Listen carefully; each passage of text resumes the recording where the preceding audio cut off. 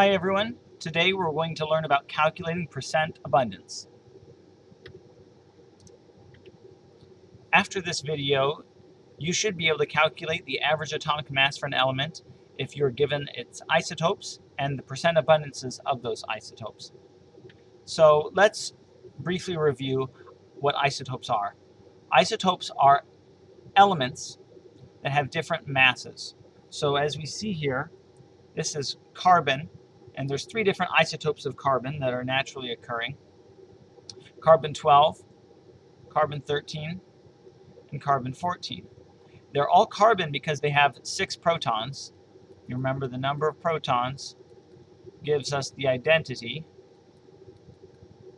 but the different number of neutrons provides us with different masses, and that's where we get different isotopes from.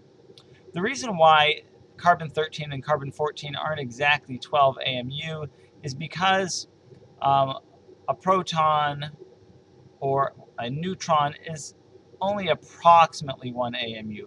They are slightly above 1 AMU, and so the additional neutrons end up giving us slightly higher than 1 mass for each one. And so the isotopic mass or atomic mass is the mass of a single atom of a particular isotope. So these are the isotopic masses.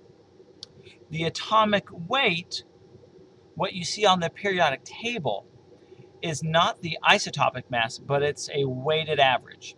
It's the average mass of all the isotopes weighted by their abundance. And so what we see here is that this is the average weight. If you were to pick up a clump of carbon, on average it would weigh 12.0107 AMU. And that's an average based on the percentage of the other isotopes. And the formula that we get here is that the atomic weight, or the average atomic weight, is equal to the sum, this is sum as in summation, of the products of the atomic mass times its relative abundance. So in this case, what we see is the average atomic weight is 12.0107 AMU, and that's equal to 12 AMU times its relative abundance of the carbon-12 plus 13 the atomic mass of carbon-13 times its percent abundance. And it turns out that carbon-14's percent abundance is so small that it's practically 0. So if you take and you average, or you sum together the atomic weights times their abundances, then you get what shows up on the periodic table. This, for your reference, will be on your data sheet.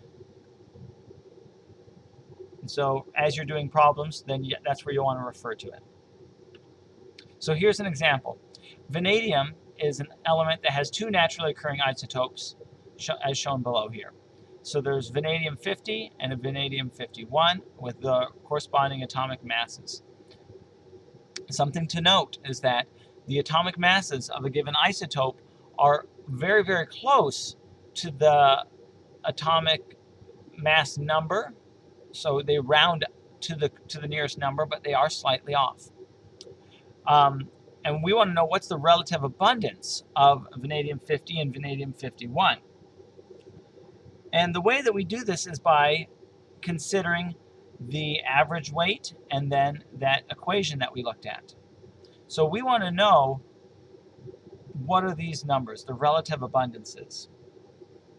And so we're going to use the variables xV50 and xV51 to represent the abundances of those isotopes.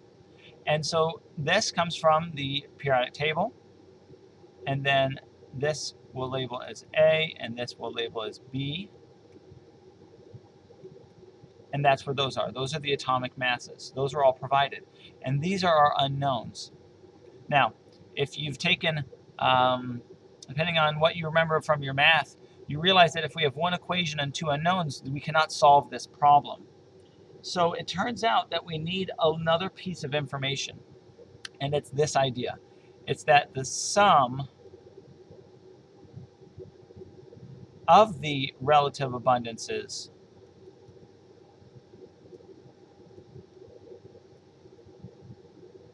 they equal 1 or 100%.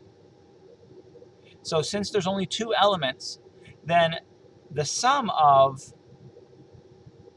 the abundance of vanadium-50 plus vanadium-51 must be equal to 1 or 100%.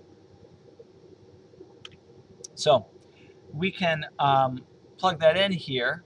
We saw that 1 is equal to the vanadium-50 plus vanadium-51 abundances. And so we can solve for either of those two variables and substitute it in. So if we took that equation that relationship we came up with earlier and substitute in the abundance of vanadium-50 with that of 51, we can then distribute the atomic mass here and then solve. Okay, so the first step there, again, we're going to distribute that there. Okay, we're going to combine like terms, and so we've combined these two terms there to get that, and then we solve, or simplify and solve. So we've subtracted by the 49.9472 AMU, and then divide by 0.9968 AMU on both sides,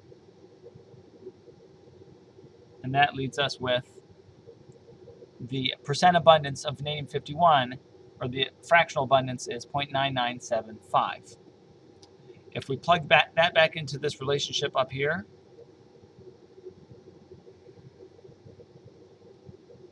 we get that the abundance of vanadium-50 is 0.0025. And that should make sense because the sum of these two is 1. Okay? Now, here's the question. Does this make sense? Does this seem reasonable? The way to answer that question is to compare the actual weighted average. So we see here that the weighted average is almost 51. And so it's very similar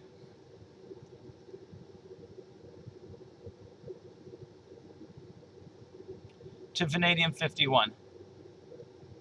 And what we saw is that vanadium-51 we saw made up almost 100% of the entire percent abundance. And so this answer, hopefully to you, does make sense. All right, now that I've shown you one example, it's time for you to try. Pause the video now, read over the question, and try and solve it. And then I will demonstrate for you how to solve. Welcome back. So, the answer to this, in order to determine which one's most naturally abundant, this is just looking at, we need to compare the actual average atomic weight from the periodic table.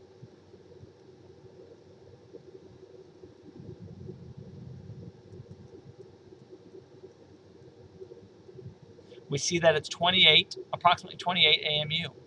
And so when we compare these, it is the farthest from there, and it's the closest to silicon-28. Okay? We see that there's not much difference between the two values, and therefore the most abundant must be silicon-28. Okay? Let's see if I can erase for you here. There we go. So the actual percent abundances there are 92%, 4.7, 3.1%. So this one didn't actually require you to do any math, but just to conceptually think about it. All right. You guys have a great day, and see you around next time.